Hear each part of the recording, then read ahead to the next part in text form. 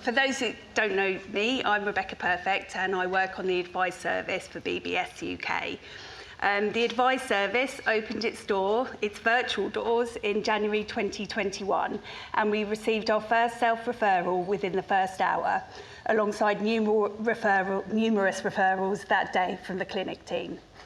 The advice service was created out of concern that more and more of our members were struggling to receive the support that they are entitled to due to a variety of reasons.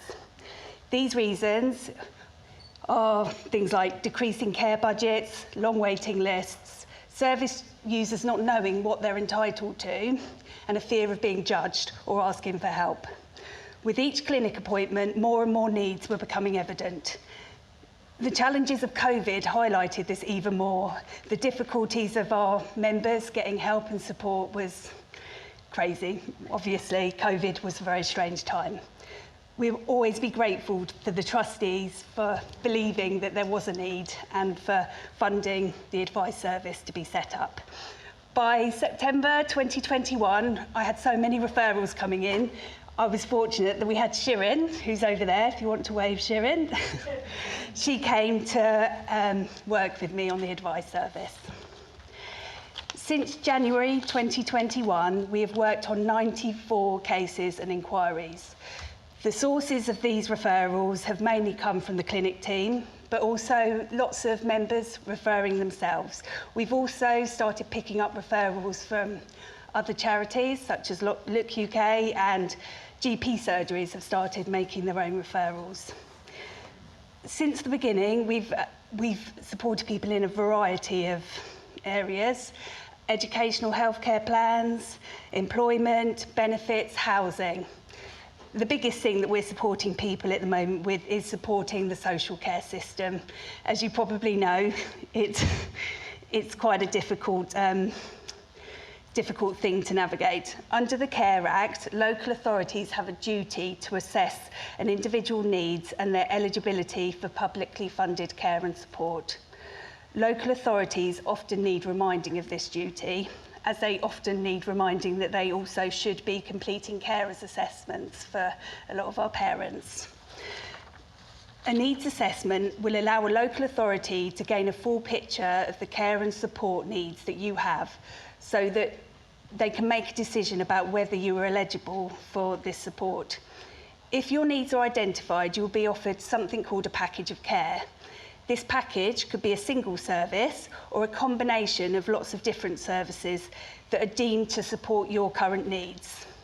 This can come in a form of a variety of resources, such as personal assistance, care workers, sighted guides, supported living programmes, or even day services.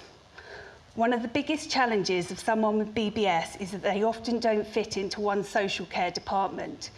Much of our advice service work is ensuring that members are not shunted between services and subsequently ignored. Local authorities will often assess the primary need of an individual. As you're aware, everyone's experience of BBS is unique. Therefore, some of our members' primary needs are sensory, others are physical needs. Some of our guys have learning disabilities, and others people's predominant need is their mental health. In these situations, it's the role of Shirin and I to ensure that members don't fall into the gap and they receive the support they're entitled to. When I first started working in social care 21 years ago, the landscape for supporting community-based services was very different. Placements were plentiful, there were bigger budgets for home-based care, and barely any of our clients contributed to the care packages they had. In the 11 years as a local authority social worker, I saw these trends change dramatically and the introduction of something called a financial assessment. I'm sure one parent assessing our service won't mind me telling you a bit about a recent interaction we had with a local authority. Her child had a small package of care, but this had not been reviewed for probably about 7 years, and it needed extending.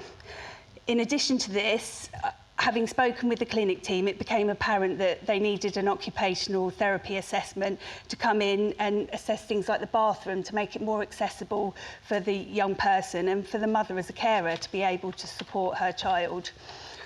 After many unsuccessful attempts, Mum had failed to speak to anyone from the local team.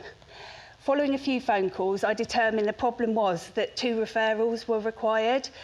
So I agreed that I would help call the local authority to get initially the OT assessment processed. First stop was the call centre, always fun. And at that point though, I insisted on a 3-way call. The advisor on the call was extremely rude, but also constantly misinterpreted what Mum was saying, and on numerous occasions told Mum that she didn't need an OT assessment, that the local authority didn't pay for her to have a new bathroom, is what he was feeling that she wanted. She clearly didn't want a new bathroom, she just wanted some help. I am confident that that person would have talked Mum out of a referral, because he even had her apologising for calling.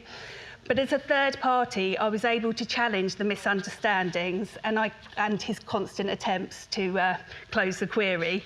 After 45 minutes, which is always good, get yourself a cup of tea, not only had they accepted the referral, but they'd also agreed to fast-track the referral to avoid the standard 3-month wait.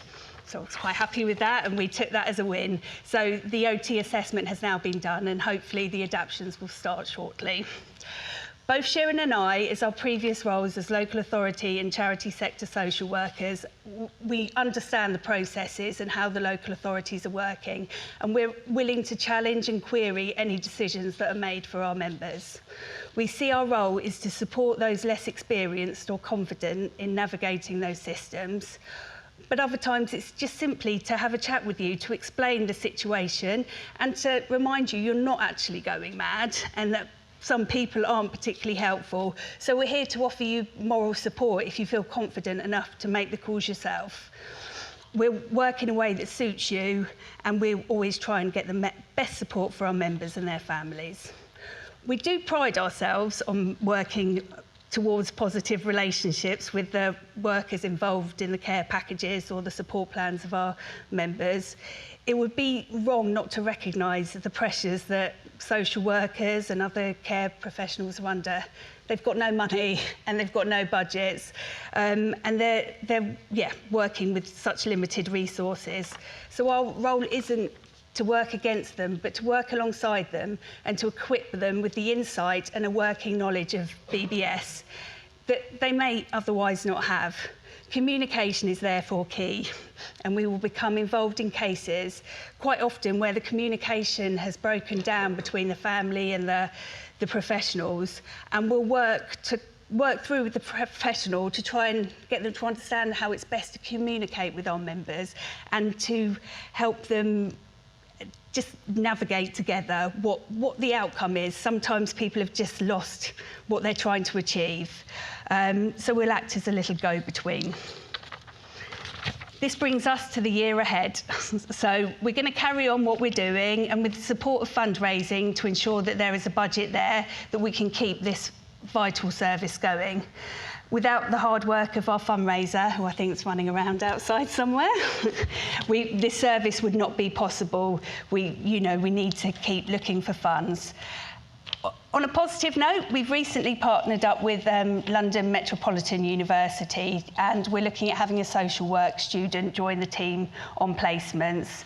As Sharon and I are both qualified social workers, we both have experience of practice education.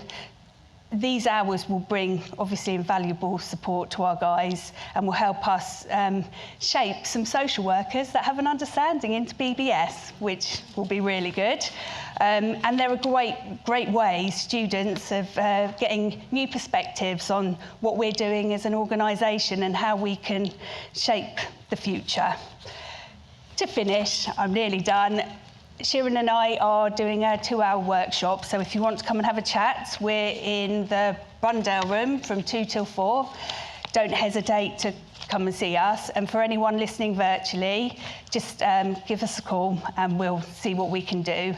And as our former chairman, Stefan, said to me on my first day in 2019, there's no such thing as a silly question. So if you want to ask us anything, feel free, and you won't be judged, and we'll do what we can to help. Thank you. That was lovely.